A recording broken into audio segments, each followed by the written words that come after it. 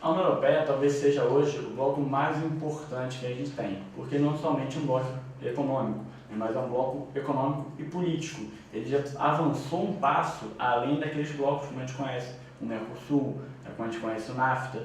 Ele é um bloco político muito importante, ele tem algumas estruturas políticas muito importantes, tá? E ele tem o seu início lá depois da Segunda Guerra Mundial, já na década de 50, como a Comunidade Econômica do Carvão e do Aço, que eram dois produtos muito importantes para a indústria de base.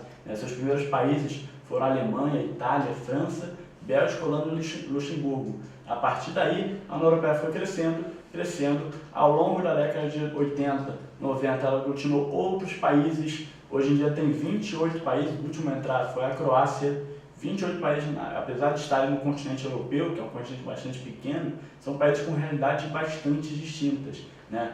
A economia de países como Portugal, Espanha, a própria Croácia, Lituânia, difere completamente da economia da Alemanha e da Holanda ou da própria Inglaterra. Então a gente tem que administrar essa relação entre eles. A melhor forma de administrar essa relação entre os países foi fazendo uma aliança também política.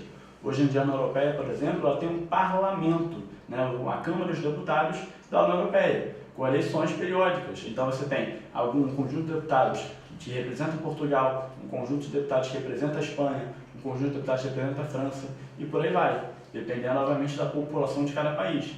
Então é um meio onde eles podem debater, podem fazer resoluções em conjunto sobre os próximos passos, o que deve melhorar, o que deve permanecer, o que deve ser retirado dos acordos da União Europeia. Alguns momentos, em momentos de crise principalmente, esses acordos, essa União Europeia fica abalada. A gente viu recentemente uma crise de 2008 que afetou os Estados Unidos e chegou na União Europeia com força. E chegou principalmente afetando as economias mais vulneráveis, as economias mais fracas dessa União Europeia. Aquele grupo de países que é chamado pejorativamente de PIGS, fazendo referência aos porcos, né? Portugal, Irlanda, Itália, Espanha e Grécia. A Grécia acabou sendo um protagonista dessa crise porque justamente a Grécia foi um país que chegou a levantar a hipótese de se retirar da União Europeia. Inclusive uma hipótese que era defendida por setores dessa população. Falava que a Grécia seria melhor fora da União Europeia. E outra figura que ficou muito importante nessa relação, nessa disputa, foi a Alemanha. A Alemanha é a economia mais desenvolvida do bloco, e como a economia mais desenvolvida do bloco, ela tem uma responsabilidade a mais. Ela tem uma responsabilidade maior de ajudar as suas economias parceiras, que estão em crise, e justamente quando ela ajuda economicamente as suas economias parceiras, ela também tem a responsabilidade de cobrar mais desses países, mais dessas economias. Então, a figura da Alemanha para a Grécia, por exemplo, é uma figura bastante autoritária. Os gregos faziam bigodes de Hitler, né, na figura da primeira-ministra Angela Merkel da Alemanha, fazendo referência a esse autoritarismo que a Alemanha queria mandar na economia da Grécia. Na verdade, a Alemanha estava fazendo recomendações da economia grega para que ela seguisse essas recomendações e permanecesse assim na União Europeia. Então, foi uma relação que exemplificou bastante essa crise entre os países da União Europeia. Vamos à questão agora. A bandeira da Europa não é apenas o símbolo da União Europeia, mas também da unidade e da identidade da Europa em sentido mais amplo, mais lato, perdão. O círculo de estrelas douradas representa a solidariedade e a harmonia entre os povos da Europa. A bandeira da Europa é um retângulo azul com estrelas douradas formando um círculo perfeito no meio. Tá?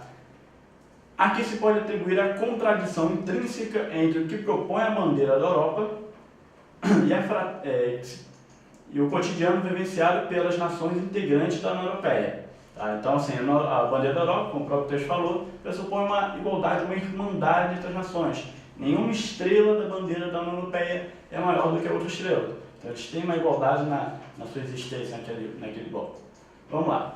Ao contexto da década de 30, no qual a bandeira foi forjada, não, na verdade, a União Europeia só surgiu mesmo a partir na década de 90, apesar do seu embrião ter sido lá a Comunidade Econômica do Carvão e do Aço, a bandeira não existia, muito menos na década de 30, então já era por aí.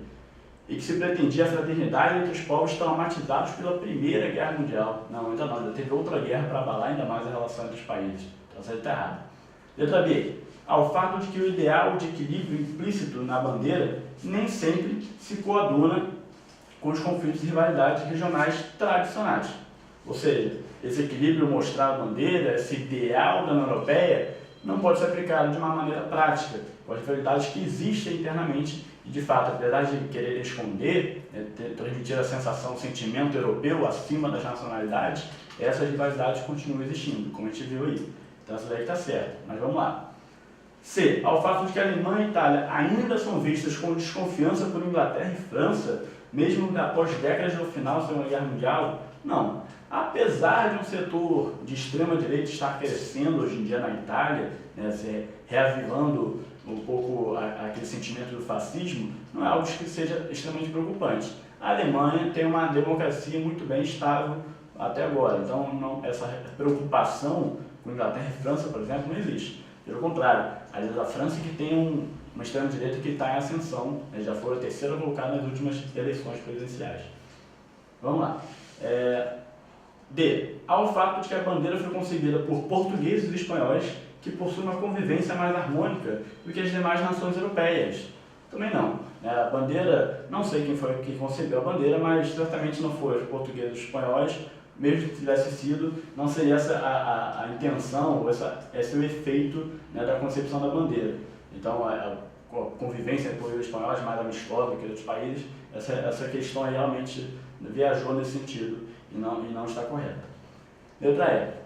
Ao fato de que a bandeira representa as aspirações religiosas dos países de vocação católica, contrapondo-se ao cotidiano de nações protestantes. Tá? A bandeira ela não assume nenhuma aspiração religiosa, inclusive a União Europeia ela não tem esse perfil. A União Europeia é um bloco politicamente bastante amplo, bastante plural em termos étnicos, nacionais e religiosos também. Então ele não transmite na sua propaganda, no seu cotidiano, essas tensões que às vezes existem de fato em alguns países, como Irlanda, Inglaterra, né, como no caso dos nacionalistas na própria Espanha. Então a União Europeia não transmite legalmente no seu funcionamento essas tensões. Então a letra E está errada nesse sentido. Então o gabarito realmente letra B de bola.